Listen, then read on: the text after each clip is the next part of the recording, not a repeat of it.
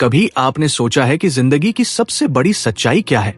मशहूर लेखक George Bernard Shaw से जब उनके अंतिम समय में पूछा गया कि अगर उन्हें एक और मौका मिले अपनी जिंदगी जीने का, तो वो क्या करेंगे, उन्होंने गहरी सांस लेकर कहा, मैं वही इंसान बनना चाहूंगा जो मैं हमेशा बनना चाहता था। ये बात बहुत सरल लेकिन गहरी है। हम सबके पास सिर्फ एक ही जीवन है और यही जीवन तय करता है कि हमारे जाने के बाद लोग हमें याद करेंगे या नहीं। लेकिन ज्यादातर लोग इसी एक जीवन में अपने सपनों और वास्तविक उद्देश्य को भूल जाते हैं। रोजमर्रा की भागदौड़, दूसरों की अपेक्षाएं और समाज के दबाव हमें इस हद तक घेर लेते हैं कि हम खुद से भी जुदा हो जाते हैं। रॉबिन शर्मा ने ये महसूस किया और उन्होंने इसे रोकने के लिए एक पुस्तक लिखी, who will cry when you die. इस पुस्तक में जीवन को सार्थक, संतुलित और खुशहाल बनाने के तरीके बताए गए हैं। जब हम जन्म लेते हैं तो हम रोते हैं और हमारे आसपास के लोग खुश होते हैं, लेकिन असली सवाल ये है कि जब हम इस दुनिया से जाएंगे तो क्या ऐसा होगा कि लोग रोए और हम खुश होकर इस यात्रा से विदा लें? यही असली सफलता है, ऐसी जिंदगी जीना जिसमें पछतावा न हो, जिसमें आपके कार्य और योगदान दूसरों के लिए भी मूल्यवान हो। हम आज के समय में रहते हैं जहां लोग पैसे और सफलता को जीवन की गुणवत्ता से ऊपर रख देते हैं। तकनीकी रूप से हम किसी को भी चांद पर भेज सकते हैं, लेकिन अपने पड़ोसी से बातचीत करने का समय नहीं निकाल पाते। हम हर जगह कनेक्टेड हैं, लेकिन असल में एक दूसरे से डिस्कनेक्ट हो चुके हैं। यही कारण है कि इंसानियत और जीवन के असली मूल्यों का महत्व अक्सर खो जाता है। समय कैसे गुजर जाता है इसका एहसास भी अक्सर नहीं होता। दिन हफ्तों में बदल जाते हैं, हफ्ते महीनों में और महीने सालों में, और हम केवल व्यस्त रहते हैं। इसलिए जिंदगी की वास्तविकता ये है कि हमें प्राथमिकताओं को समझना और उद्देश्य को पहचानना बहुत जरूरी है।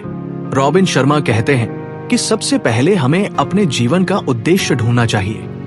वह कहते हैं कि हर इंसान के भीतर कुछ विशेष क्षमताएं और प्रतिभाएं मौजूद हैं, जिन्हें ईश्वर ने इस जीवन में किसी विशेष उद्देश्य को पूरा करने के लिए दिया है। भारतीय मिथक में एक कहानी है जहां बताया गया है कि प्राचीन समय में पृथ्वी पर शक्तिशाली देवता रहते थे, जिनके पास हर शक्ति थी, लेकिन वे अपनी शक्ति का गलत इस्तेमाल करने लगे। तब सर्वोच्च ईश्वर ने उनकी शक्ति को छीन लिया और इसे छिपाने का निर्णय लिया। पहले सलाहकारों ने सुझाव दिया कि इसे जमीन के भीतर या समुद्र की गहराई में या पर्वतों की चोटी पर रखा जाए, लेकिन ईश्वर ने कहा, नहीं, ये शक्ति हर इंसान के दिल में रखी जाएगी। यही वह जगह थी जहां कोई इसे खोजने की कोशिश नहीं करेगा और ये सुरक्षित रहेगी।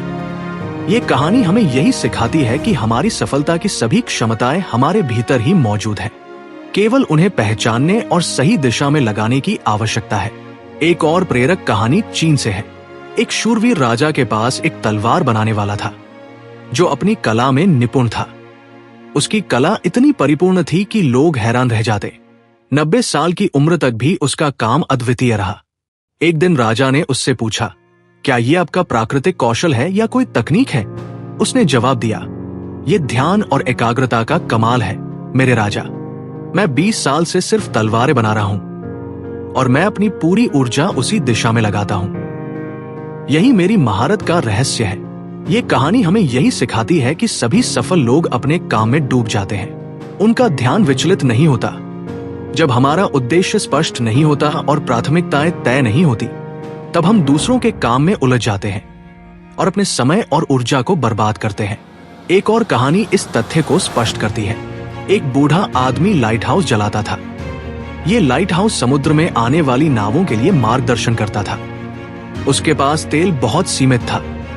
एक दिन पड़ोसी ने उससे पूछा कि क्या वो कुछ तेल उधार दे सकता है। बूढ़ा आदमी बिना किसी झिझक के तेल दे देता। अगले दिन एक यात्री ने रात में यात्रा करने के लिए तेल मांगा, उसे भी दे दिया। फिर एक माँ आई जिसने अपने परिवार के लिए लाइट की आवश्यकता बताई, उसे भी दे दिया।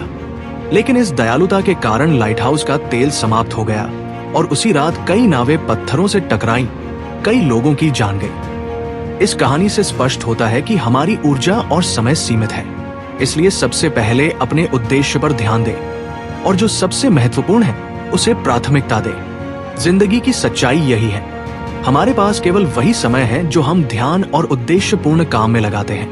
नॉर्मन कजिंस कहते हैं, जिंदगी की त्रासदी मौत नहीं, बल्कि वह है जो हम अपने अंदर मरने देते हैं जबकि हम जीवित हैं। इसी तरह एशले मोंटैग कहते हैं कि इंसान तब खो जाता है जब वह ये नहीं समझता कि वो क्या बन सकता है और वो क्या बन चुका है।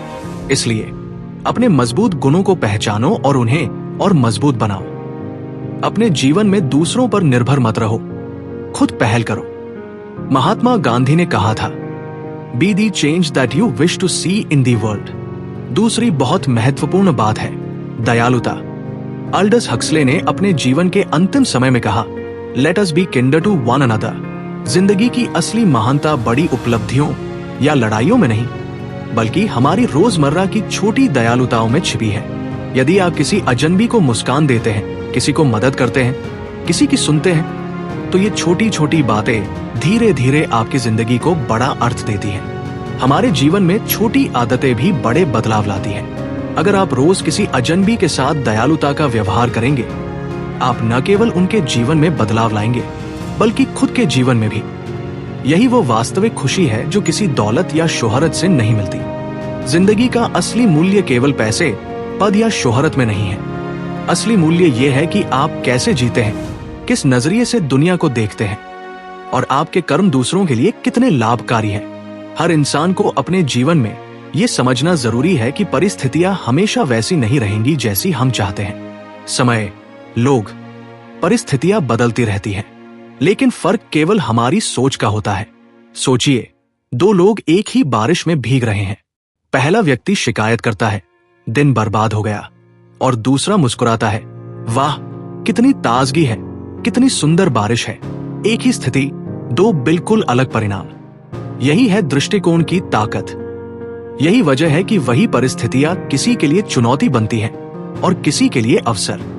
रॉबिन शर्मा कहते हैं कि हर इंसान को अपने जीवन में बोर्ड ऑफ डायरेक्टर्स की जरूरत होती है। सुनकर अजीब लगे तो समझिए, ये कंपनी का बोर्ड नहीं, बल्कि आपके आदर्श है।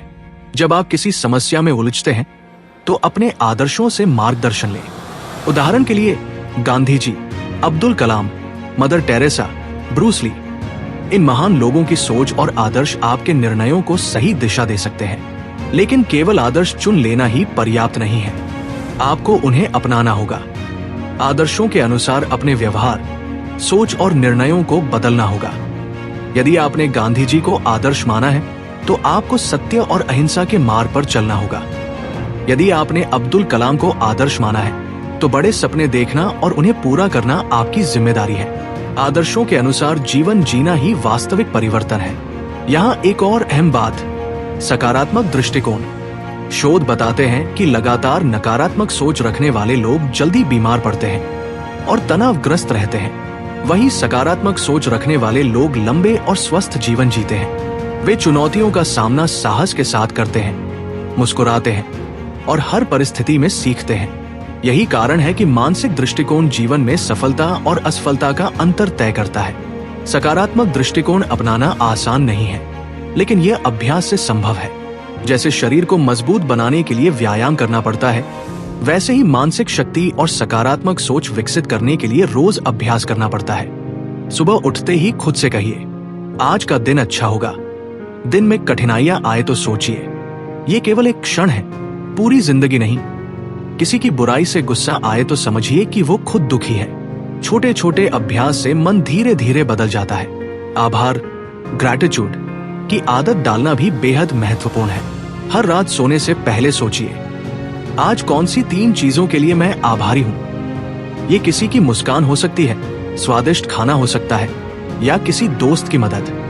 आभार की आदत से मन में सकारात्मकता आती है और आप खुद खुश रहने लगते हैं। अब बात करते हैं दूसरे लोगों के साथ व्यवहार की। दुनिया में असली महानता बड़ी उपलब्धियों या शाही पदों में नहीं, बल्कि आपके रोजमर्रा के छोटे कर्मों में छिपी है। यदि आप किसी अजनबी के साथ दयालुता का व्यवहार करेंगे, किसी जरूरतमंद की मदद करेंगे, किसी को मुस्कान देंगे, तो ये छोटे छोटे कर्म आपके जीवन में बड़ा अर्थ जोड़ देंगे। एक प्रेरक कहानी सुनिए। 2 मरीज एक ही अस्पताल के कमरे में थे। पहला मरीज अपनी आंखों की वजह से कुछ नहीं देख सकता था और हमेशा दुखी रहता था। दूसरा मरीज, जो खिड़की के पास था, ने पहले मरीज को खुश रखने का निर्णय लिया। उसने दिन भर के दृश्य का वर्णन करना शुरू किया। बच्चों के खेल, पेड़, तालाब, सूरज की रोशनी। कई हफ्ते ऐसे बीते। जब पहला मरीज आखिरकार अपनी आंखें खोलने वाला था, तो उसने देखा कि बाहर कोई तालाब, पेड़ या बगीचा नहीं था। सिर्फ एक दीवार थी। उसका दोस्त, जो अब मर चुका था, केवल उसे खुश रखने के लिए सच्चाई छुपाता रहा। ये कहानी हमें ये सिखाती है कि कभी कभी हमारी खुशी दूसरों के छोटे छोटे बलिदानों पर निर्भर होती है। दृष्टिकोण का यही असली महत्व है। जब हम थके हुए घर लौटते हैं तो परिवार और करीबियों के प्रति अक्सर हम क्रोध या ताना देते हैं, लेकिन अगर हम थोड़ी देर अकेले बैठकर दिन भर की घटनाओं पर विचार करें तो हम अपने मन को स्थिर कर सकते हैं। रॉबिन शर्मा कहते हैं कि घर जाने से कम 10 मिनट अकेले बैठकर सोचें कि परिवार के साथ क्या बातचीत करेंगे। ये छोटे छोटे अभ्यास हमारे रिश्तों और जीवन को बेहतर बनाते हैं। जिंदगी की असली सफलता यह है कि आप अपनी प्राथमिकताओं को पहचानें और उन्हें पूरी निष्ठा से निभाएं। उदाहरण के लिए, एक लेखक ने अपने जीवन में अपने आदर्शों की एक सूची बनाई। Gandhi ji, Bruce Lee, Abdul Kalam. जब किसी वित्तीय समस्या का सामना हुआ, उसने सोचा, वॉरेन बफेट क्या करते।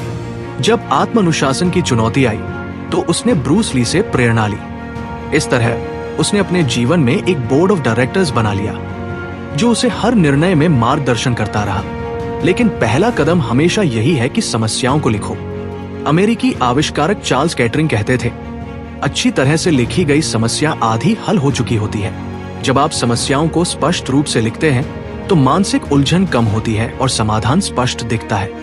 इस स्क्रिप्ट की सबसे महत्वपूर्ण बात यही है कि आप अपने जीवन का उद्देश्य जानें, दूसरों के प्रति दयालु रहें, सकारात्मक दृष्टिकोण रखें और अपने आदर्शों से मार्गदर्शन लें। जब आप ये 4 तत्व अपनाते हैं तो आप अपने जीवन को पूरी तरह से जी सकते हैं। याद रखिए, लोग हमें हमारे पैसों या शोहरत के लिए याद नहीं करेंगे। वे हमें याद करेंगे हमारी इंसानियत, दृष्टिकोण और अच्छे कर्मों के लिए। इसलिए हर दिन को पूरी तरह जियो, काम करो, सपने देखो, मुस्कुराओ और अपने आसपास सकारात्मक बदलाव लाओ। यही जीवन की असली जीत है।